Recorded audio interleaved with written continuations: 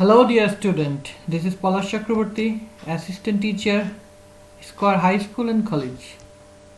Welcome to my class.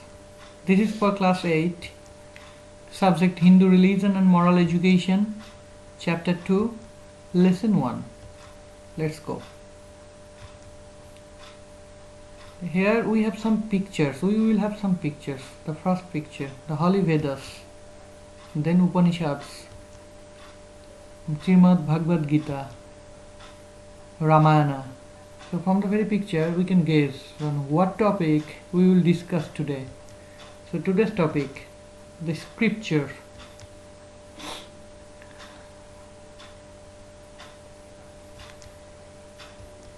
Okay, the book in which there is discussion about religion and gracious life is called scripture.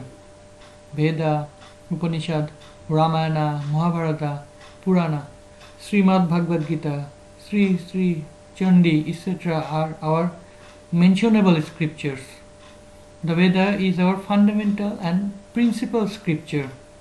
The Veda is eternal and universal. Veda means wisdom. The religious vast literature is called Vedic literature, which has been composed on the basis of Veda. On the other hand, the Srimad Bhagavad Gita, known as Gita in brief, which is the part and parcel of Mahabharata, has been recognized as a separate book. Okay, so here we will have the introduction of Vedic literature. So Veda is our original scripture. Veda means wisdom. Profound effort or austere ascetic practice is necessary for acquiring wisdom. If anybody wants to earn wisdom, then he has to be absorbed in deep austere ascetic practice. To absorb in deep austere ascetic practice is called meditation. The person who could realize or saw the greatness of creation and creator and truth or wisdom, they are called rishis, the sages. Veda is the pure wisdom which has got by meditation of these sages. So this is the knowledge connected with universe and life and concerned with the origin of universe and life, Supreme Lord, Brahma or God. Okay, so the Veda or Samhita, Brahmana, Aranyaka, Upanishada and Vedangas are the best among the described books which are concerned with our life, origin of life, Supreme Lord, Brahma or God, etc. If these books are of different types but also mutually related with different angles of religious activities. So in this way, on the basis of Veda, a vast literature has been manifested based on religion. So on the other hand, this vast literature is called Vedic literature based on religion. So the subjects are briefly discussed, which has mentioned here. These are the parts of the Vedic literature.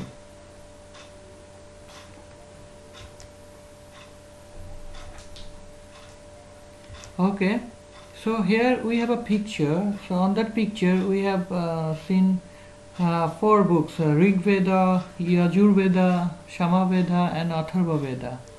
So 4 Vedas. So there is a name of Veda is Samhita.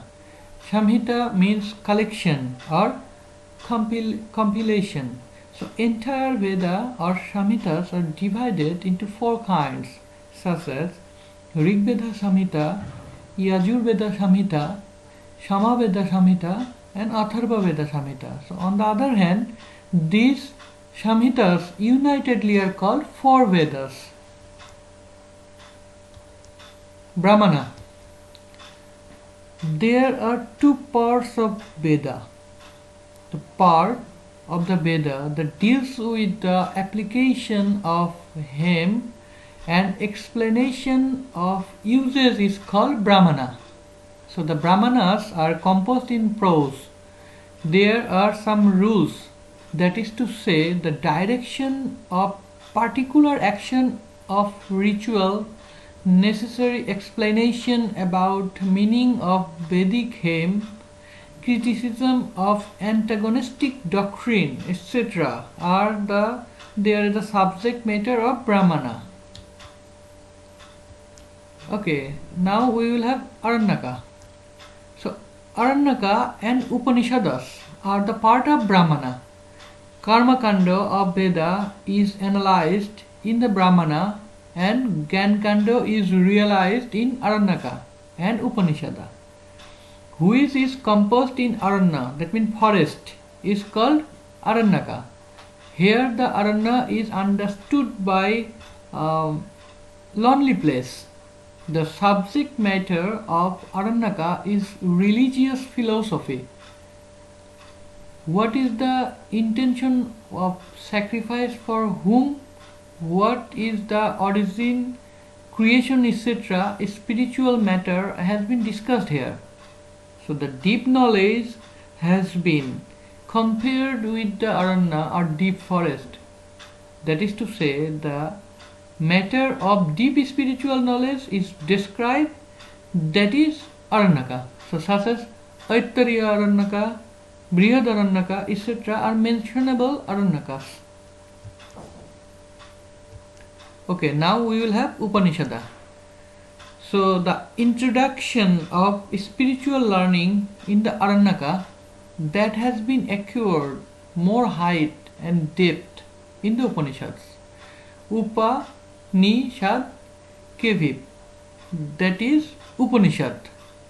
So here Upa means near or close, Ni means conviction, the root, Shad means dwelling place or acquirement of absence of earnestness. So that is to say that knowledge is acquired by sitting beside the teacher is called Upanishads. But by this statement, the subject matter of Upanishad does not clear. The original entity of living beings is his soul. This soul is a part of Supreme Soul or Brahma. So the living beings is nothing but Brahma. So this Brahma is formless, but it is staying in living beings as the soul of living beings. He is the root of everything. So this knowledge of Brahma is the subject matter of Upanishads. So more than 100 Upanishads are there. So among these there are 12 Upanishads are known as ancient Upanishads. So rest of those are a subsequent time. Though it is under the Mahabharata, but Srimad Bhagavad Gita is called the gist of Upanishad, which has been recognized as separate books. Aittariya, Katha, Kena, Sandagga, etc. are mentionable Upanishads. Vedanga. Now we will have the important item, that is Vedanga. That means limb of Veda. Okay, so there are some more composition which is known as helping books for studying Veda. These are the limbs of studying Veda. So those are called Vedangas. So Vedanga are the helping books of studying Veda. So if you wanna read the book Veda, you will have to know about the Vedangas. So the study of Veda is not fulfilled without the knowledge of Vedanga. So the Vedanga are composed in shape of theory, that means Sutrakara. So there are 6 kinds of Vedanga, such as Shiksha, that means training, Kalpa, that is injunction, Vaikaran, that means grammar. Nirukta, that means dictionary. Chanda, that means prosody. And Jyotish, that means astrology. These are described below in brief. Okay, Shiksha, that is training. So here the word Shiksha would not use entirely for earning education or acquiring knowledge.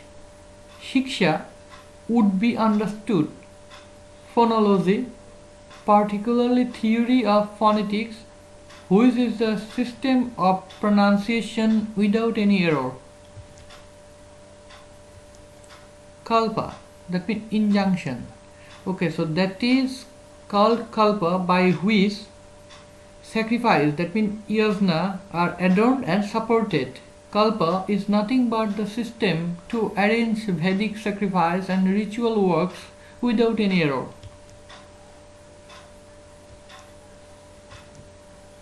Vaikaran, that means grammar.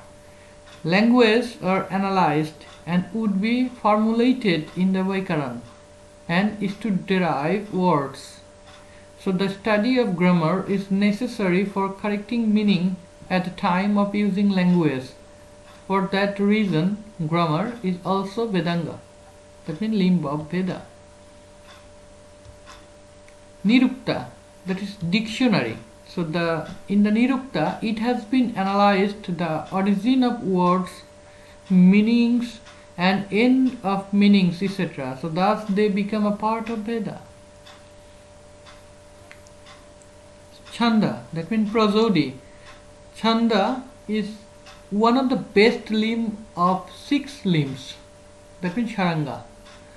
The knowledge of prosody is very much necessary to recite properly and to realize the meaning the metrical hymn of Veda. Okay, so last one, Jyotish, that means astrology. In Vedic age, there was a provision which had been performed in particular lunar day and stars for the particular Vedic sacrifice. So it is also very important. So this is all about lesson 1. Here we will have so many information and you need to memorize this information. You need to memorize Vedanga, you need to memorize Brahmana, Aranyaka, Upanishada, etc. So let's start to memorize. I will take feedback later on. Thank you. Thank you for your patience. Thank you for watching my video. Stay safe, be blessed.